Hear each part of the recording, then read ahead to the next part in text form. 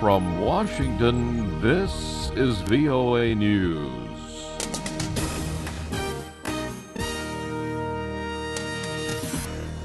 Coming up, the Turkish PM at the White House and deadly blast in Iraq and Afghanistan.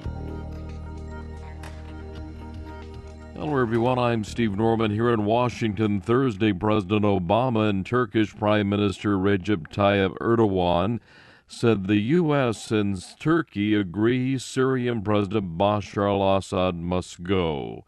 VOA's Dan Robinson reports from the White House. Both leaders downplayed differences over Syria, underscoring the importance of maintaining pressure on the Assad regime while sustaining Syria's opposition.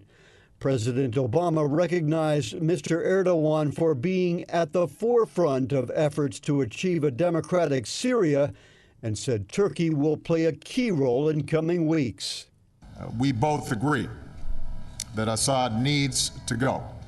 He needs to transfer power to a transitional body. That is the only way that we're going to resolve this crisis. Prime Minister Erdogan said Turkish and U.S. views overlap on Syria, pointing to full agreement on the need to end bloodshed and establish a new government. To that, he added achieving the departure of President Assad, preventing Syria from becoming a base for terrorists, and preventing use of chemical weapons.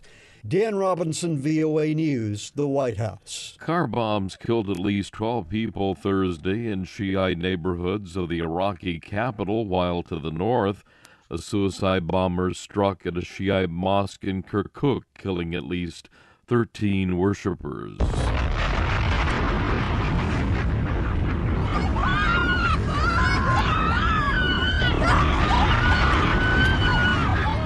A wave of bombings on Wednesday in Baghdad and other cities killed at least 33 people, wounded scores of others. Prime Minister Nouri al-Maliki blaming the deaths on rising sectarian violence that has plagued the country since security forces raided a Sunni protest camp near Kirkuk last month. Afghan police say a suicide car bomber has targeted a convoy of foreign military vehicles that in the capital, killing at least 5 Afghan civilians, wounding several others.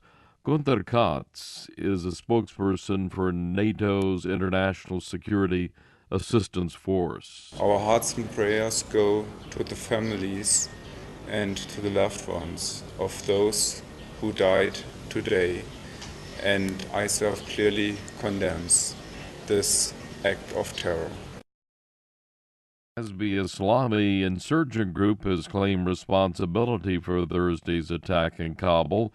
Spokesperson for the group said American advisors were the targets.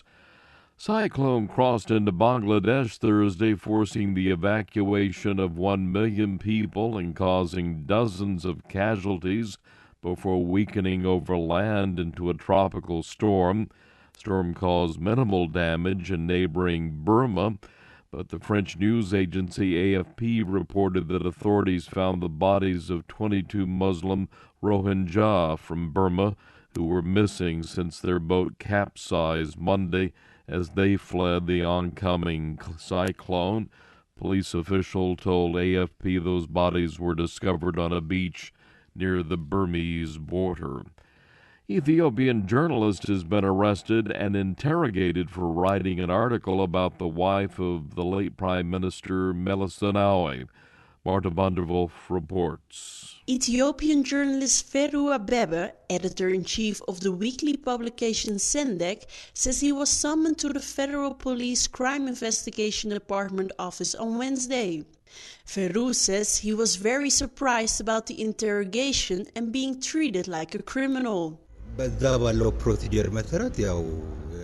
says the federal police asked him many questions and wanted him to reveal his sources. They then took his fingerprints, personal details and photos before releasing him on a $265 bill. Asked for comment, an official in the Ethiopian Prime Minister's office, Getachew Reda, says he has no knowledge about journalists being interrogated for writing rumors about the former First Lady. Marten van der Wolf for VOA News, Addis Ababa. U.S. computer security firm Mandiant says the Chinese military has resumed cyber attacks on American companies after a hiatus. It says the attack started again just days after Chinese officials told U.S. Secretary of State John Kerry in Beijing last month that they are willing to open cybersecurity talks with the U.S., but China has denied attempting to steal U.S. trade secrets and says it has been a victim of American computer hackers.